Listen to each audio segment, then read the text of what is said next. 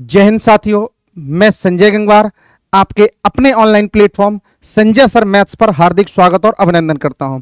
I hope number system की पहली class की जो वीडियो हम लोगों ने दी थी आप लोगों के लिए, आप लोगों ने बहुत ज़्यादा पसंद की होगी।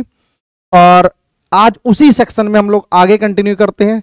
नंबर सिस्टम का ही अगला मेन कॉन्सेप्ट है जो परिमेय तथा अपरिमेय संख्याओं पर आधारित है और इससे रिलेटेड हर बार एक क्वेश्चन जरूर एग्जाम में पूछा जाता है। पहली बात क्लियर होगी। इसके अलावा एक इंपॉर्टेंट बात और है कि परिमेय तथा अपरिमेय संख्याओं से रिलेटेड हर बार कौन कौन सी परीक्षाओं में क्वेश्चन पूछा जाता है। अब SSC, GD, UP TET, C TET, super TET, इस टाइप की जितनी भी परीक्षाएं होती हैं, वनडे एग्जाम जितनी भी होते हैं, उन सभी में इससे रिलेटेड क्वेश्चन जरूर पूछा जाता है। तो परिमेय और अपरिमेय संख्याओं का जो कॉन्सेप्ट है बहुत ही प्यारा सा कॉन्सेप्ट है। बहुत सारे लोग इसमें कंफ्यूज होते हैं, तो आपको कोई भी किसी भी तरीके का कंफ्यूजन ना रहे तो आप इस वीडियो को एंड तक जरूर देखते रहिए। क्लियर? ठीक है। तो सबसे पहला पॉइंट आता है परिमेय संख्याएं तथा अपरिमेय संख्याएं। तो परिमेय संख्याओं को बेटा पहले हम समझते हैं। परिमेय संख्याओं को इंग्लिश में हम लोग बोलते हैं रेशनल नंबर्स। क्या बोलते हैं बेटा? Rational numbers. और अपरिमेय संख्याओं को बोलते हैं इर्रेशनल नंबर, IR, और रेशनल नंबर्स, इर्रेशनल नंबर्स। परिमेय संख्याएं कौन कौन सी संख्या होती हैं? ऐसी सभी संख्याएं जिन्हें P बटे Q के रूप में लिख सकते हैं। किस रूप में लिख सकते हैं? P बटे Q के रूप में लिख सकते हैं। और यहां पर कुछ भी हो, Q जो है वो जीरो नहीं होना चाहिए। क्या नहीं होना चाहिए? जीरो नहीं होना चाहिए। यानी P बटे Q के रूप में लिख सकते हो और Q जीरो नहीं होना चाहिए।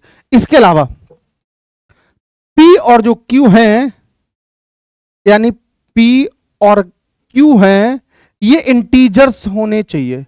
इंटीजर्स का मतलब है पूर्णांक होने चाहिए। P और Q क्या होने चाहिए?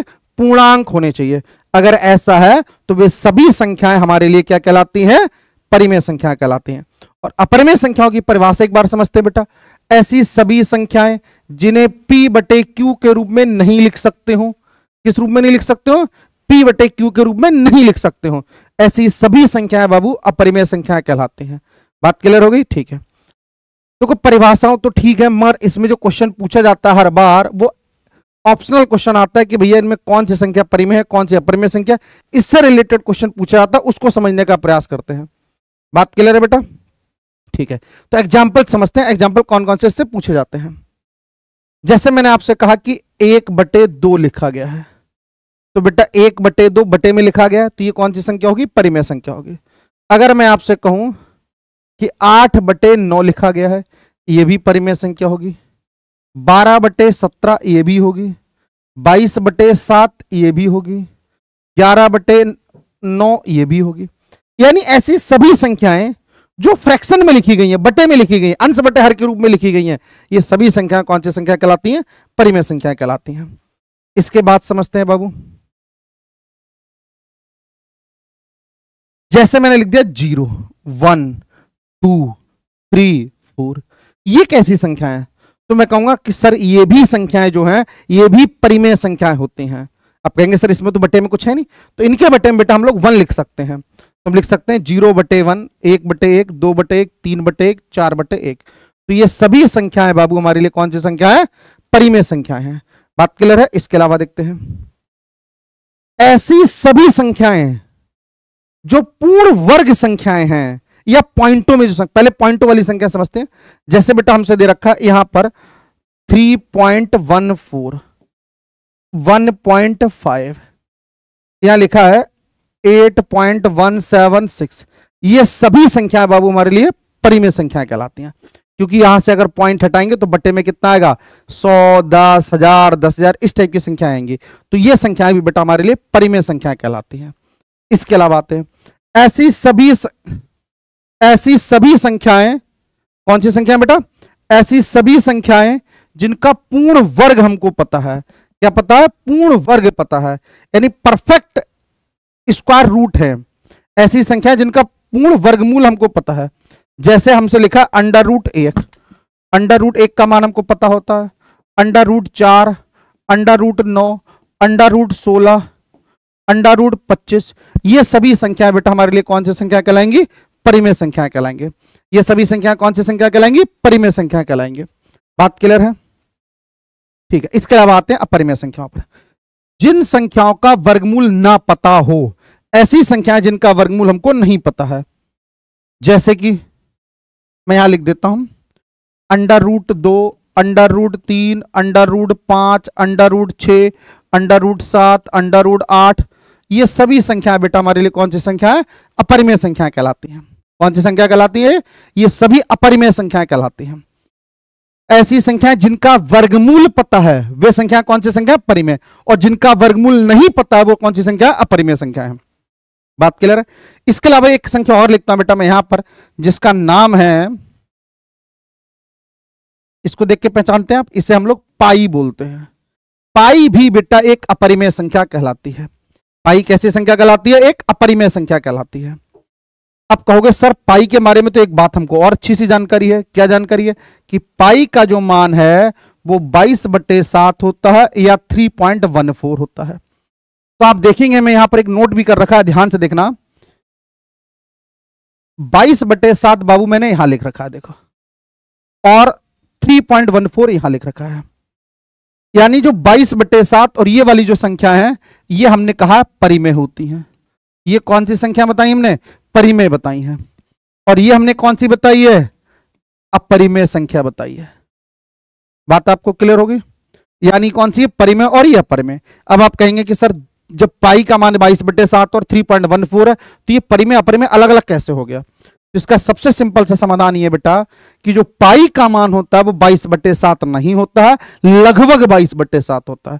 तो यहां पर एक सिंबल लगता है ऐसे करते लहरता हुआ, जिसे हम लोग बोलते हैं अप्रोक्सीमेट इक्वल, यानी लगभग 22/7 है। यानी पाई एक अलग चीज है और 22/7 एक अलग चीज है। बात क्लियर है? तो पाई एक अपरिमेय संख्या और 22/7 एक परिमेय संख्या है। बात क्लियर है? जिन संख्याओं का एग्जैक्ट मान हमको पता है, बिल्कुल पूरा पूरा मान पता है, वे सभी संख्याएं परिमेय संख्या कहलाती है। जिनका एग्जैक्ट नहीं पता, लगभग में पता है, वे सभी संख्याएं अपरिमेय संख्या कहलाती है। बात आपको क्लियर होगी? ठीक है, उम्मीद करता हूं इसमें तो आपको सारी बातें समझ में आई होंगी। एक बार दोबारा सुनते इस बात के लिए। मैंने आपसे कहा परिमेय और अपरिमेय संख्याओं को बताने का प्रयास किया। ऐसी सभी संख्याएं जिन्हें P/Q के रूप में लिख सकते हो, बटे में 0 नहीं होना चाहिए, और P और Q जो संख्या है वो परिमेय संख्याएं होनी चाहिए। सॉरी, P और Q कैसे होने चाहिए? इंटीजर्स, मतलब पूर्णांक होने चाहिए। अगर ऐसा है तो वे सभी संख्या परिमेय संख्या कहलाती है। अब अपरिमेय संख्याओं पर आते हैं। ऐसी सभी संख्याएं जिन्हें P/Q के रूप में नहीं लिख सकते हैं वो सभी संख्या अपरिमेय संख्या कहलाती हैं। अगर बटे में लिखी गई है तो वो परिमेय है। अगर 0, 1, 2, 3, 4, 5 लिखा ये भी परिमेय है। अगर 3.14, 1.5 ऐसे लिखा तो ये भी परिमेय है। जिनका वर्गमूल पता है वो भी परिमेय है। जिनका घनमूल पता है, क्यूब रूट पता है, वो भी संख्याएं परिमेय होती हैं। जिनका वर्गमूल नहीं पता है वो अपरिमेय, जिनका घनमूल नहीं पता है वो भी अपरिमेय। इसके अलावा पाई कैसी संख्या होती है? एक अपरिमेय संख्या होती है। बात क्लियर होगी? इसके बाद आगे बढ़ते हैं बेटा खाने।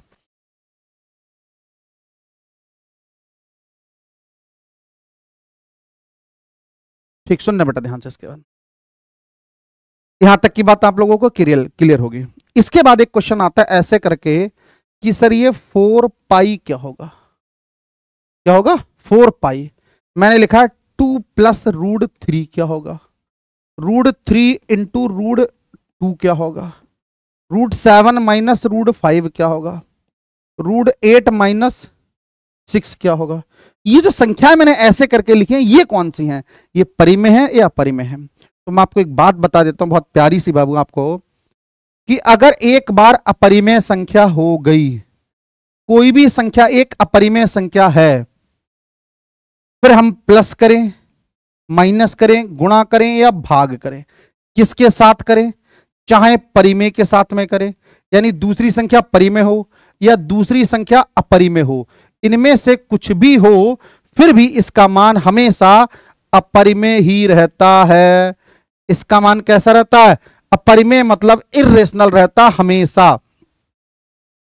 अगर एक संख्या परिमेय है, सॉरी, अगर पहली संख्या अपरिमेय हो गई, कोई एक संख्या अपरिमेय हो गई, फिर बाकी चाहे दूसरी कुछ भी हो, चाहे परिमेय हो या अपरिमेय हो, वो 99.99% अपरिमेय ही रहता है। यानी मैं इसमें एग्जांपल के तौर पे आपसे कहूं कि यहां पर एक बात बताइए सर, ये पाई क्या है? अपरिमेय है, तो ये इर्रेशनल होगा। ये √3 क्या है? अपरिमेय है, तो भी ये इर्रेशनल, मतलब अपरिमेय होगा। ये दोनों अपरिमेय हैं तो भी ये इर्रेशनल होगा। ये अपरिमेय है और ये भी अपरिमेय है तो भी ये इर्रेशनल, मतलब अपरिमेय होगा। यहां इर्रेशनल हो गया तो भी ये अपरिमेय होगा। यानी जो सारी संख्याएं ये अपरिमेय संख्याएं ही लिखी हैं।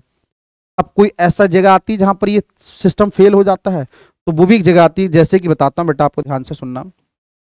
अगर मैं आपसे कहूं कि √3 माइनस √3 कर दूं, आपसे कहा ये क्या है, अपरिमेय, ये क्या है बाबू, ये भी अपरिमेय, दोनों अपरिमेय अपरिमेय, तो अपरिमेय माइनस अपरिमेय अपरिमेय नहीं होगा, क्योंकि इसको कैलकुलेट करके कर सकते हैं और ये वैल्यू आ जाती है 0, तो ये परिमेय बन जाती है। कौन सी बन जाती है, परिमेय, यानी रेशनल नंबर बन जाएगा। ये बात आपको क्लियर है। अब ऐसे ही मैं कह दूं आपसे √7 गुणा √7, तो ये 7 बन जाएगा। मैं आपसे कह दूं √5 भाग √5, यानी सेम वैल्यू अगर सॉल्व होके परिमेय बन जाती तो ही वो संख्या परिमेय बनेगी, अन्यथा सारी संख्या अपरिमेय बनती है। ये जो मैंने बताया, ये संख्या हमेशा अपरिमेय बनती है। अपरिमेय मतलब इर्रेशनल बनती है। बात क्लियर होगी, अपरिमेय मतलब इर्रेशनल बनती है। बात क्लियर है। आप इस बात को याद रखिए, अगर 2 संख्याएं या 3 संख्याएं गुणा में, प्लस में, माइनस में या भाग में लिखी गई हैं और उनमें से कोई एक अपरिमेय है, तो ऐसा देख लीजिए कि सॉल्व तो नहीं हो रही है। अगर सॉल्व नहीं हो रही है तो वो हमेशा अपरिमेय संख्याएं कहलाएंगे। बात आपको क्लियर है, ठीक है। उम्मीद करता हूं ये बात आपको मेरी अच्छे से समझ में आई होगी, हाँ या ना जी, ठीक है।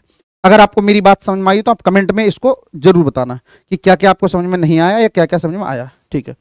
अगला देखते हैं बेटा, इसमें बहुत ध्यान से। अगली छोटी सी बात ये आती है कि हमसे परिमेय और अपरिमेय संख्याएं बतानी है। ए तथा बी के मध्य परिमेय संख्याएं, ए और बी के मध्य हमको परिमेय संख्याएं बतानी है बेटा। तो बेटा ए और बी के बीच में लाखों करोड़ों अरबों जितनी संख्याएं चाहे उतनी परिमेय संख्याएं पॉसिबल हैं। सिंपल सी कहानी याद रखनी है आपको। ए, क्या याद रखना है बेटा आपको, ए के प्लस बी बटे में के प्लस 1, जहां पर के की जो वैल्यू है वो 1 2 3 4 ऐसे रखते रहिए, जितनी संख्याएं चाहे उतनी संख्या आपको प्राप्त होती रहेंगी। यानी 2 संख्याओं के मध्य अगर परिमेय संख्या कैलकुलेट करनी है तो ये फार्मूला होता है, ए के प्लस बी बटे के प्लस 1। अगर के की जगह 1 रखेंगे बाबू हम लोग, तो वैल्यू निकल कर क्या आएगी हमारे लिए, तो वैल्यू आएगी ए प्लस बी बटे 2। अगर के की जगह 2 रख दें तो वैल्यू कितना आएगी, 2a प्लस बी बटे 3। के की जगह 3 रख दें तो वैल्यू आएगी 3a प्लस बी बटे 4। इसी तरीके से हम परिमेय संख्याओं को कैलकुलेट कर सकते हैं लगातार। बात क्लियर है। 2 संख्याओं के बीच में कुल कितनी परिमेय संख्या होती है, कोई लिमिट नहीं है, अनलिमिटेड संख्याएं होती हैं। बात क्लियर होगी, ठीक है। अगला पॉइंट समझते हैं।